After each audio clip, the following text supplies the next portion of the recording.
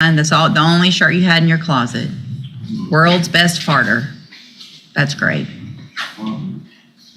Yes, ma'am. So, where's this Mitchell Woods? I didn't speak to him. Excuse for everything. Figure it out. Walk, get a bicycle, get a job, and start making payments. I don't care where you're working. Good morning, sir. You're Christopher Davis. Mr. Davis, did you get someone hired? I brought the three pieces of the three attorneys. Who'd you talk to? Talked to this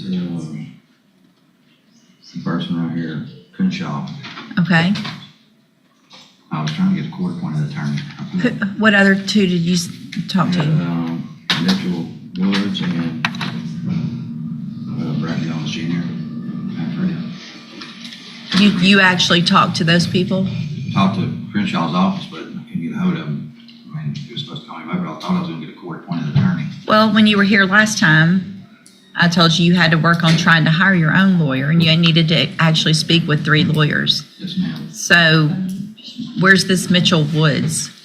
I didn't speak to him. I just spoke to the one, but I thought I was supposed to bring 3 attorneys up here for you.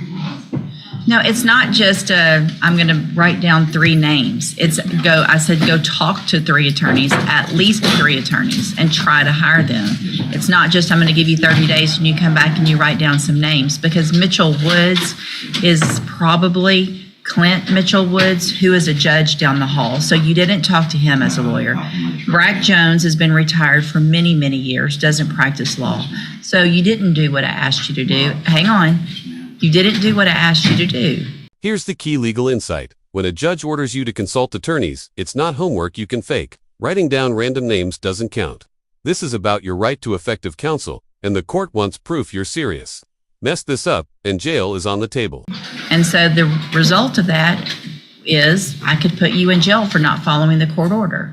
It's not just a game to go say I did what you told me to, because you didn't. I'm going to reset your case for 30 days. You need to try to hire a lawyer. If you don't hire one, you better start calling this week actual lawyers that practice law and make appointments and visit with them. All right? Because I've been here a long time. I know who the lawyers are around here, so you're not going to get one over me by just writing down some names. Step in front of the clerk and get the reset notice.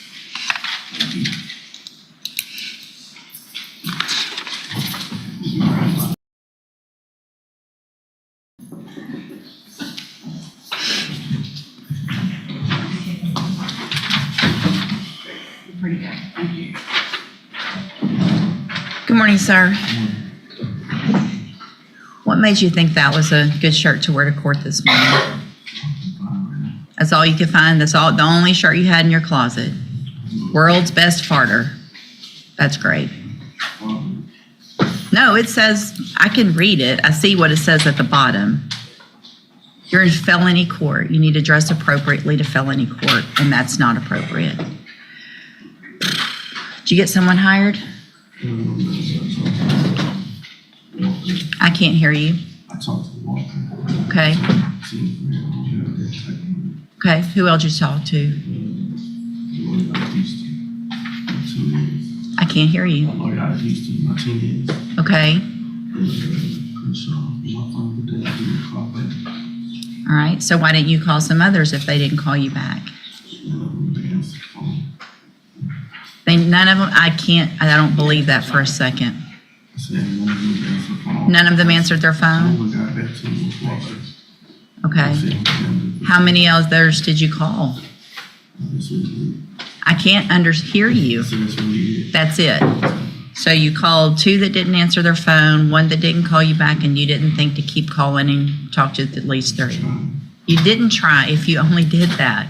This isn't that hard.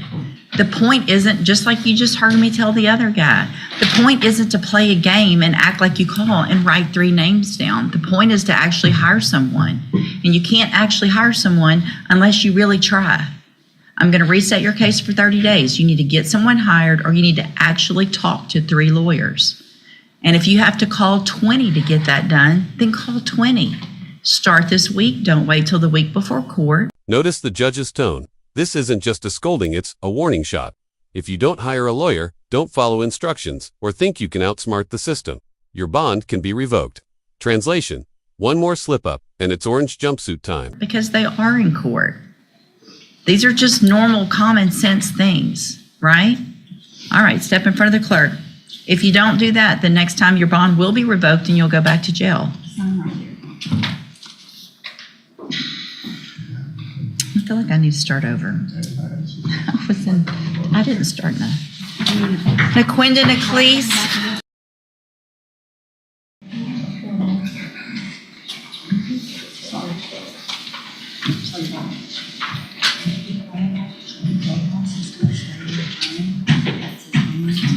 Give me just a second to pull up. All right. Good morning, sir. How are you? Good. And you're Mason Crooks? And Mr. Crooks, you're on probation for theft of property, a third-degree felony. And I received an administrative hearing.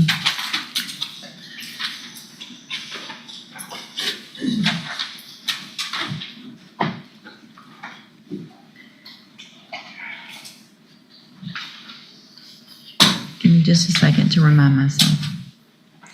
So you've been charged with, it looks like another offense of assault, family violence, maybe?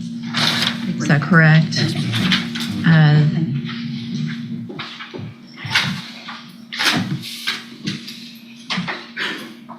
But it looks like they're not pursuing that. Is that still the position?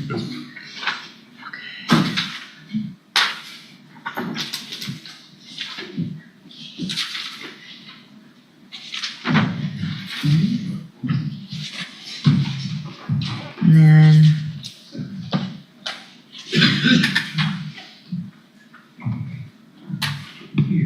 not reporting online or by mail to Jefferson County for several months.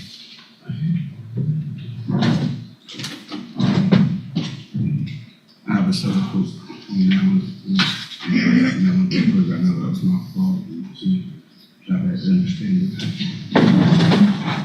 So, My wife got a vehicle over the week, so I'll be able to start doing more community service. are you working? Why aren't you working? The state of Texas took my driver's license away because it takes. Now we shift to Mason Crooks, who's already on probation for theft. Probation means the court gave him a second chance. But guess what? He's racking up excuses like frequent flyer, miles no job, medical issues, and now allegations of family violence. Judges lose patience fast in these scenarios. Seizure medicine. So do you not live anywhere where you could get to a job? Job applications out for the tire shop by our house to where I can work now between 7 and 2 before my wife goes to work for CNN. We haven't had a vehicle about a month. Anywhere. It has, and you can ask Mr. Brown, it has been a problem.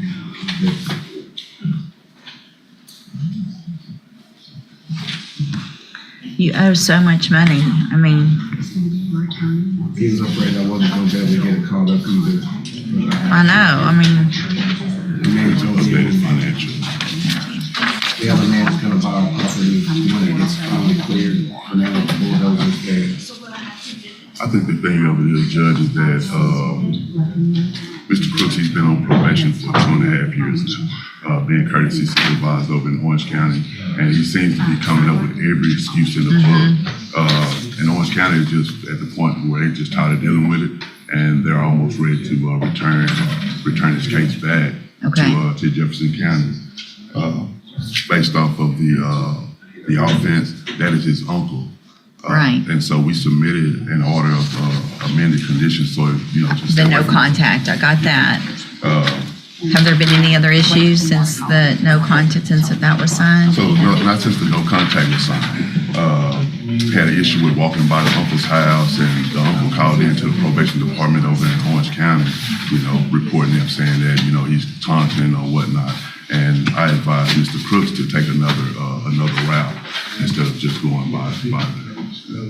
How far apart do y'all live? I live in Mauriceville, he lives in Orange.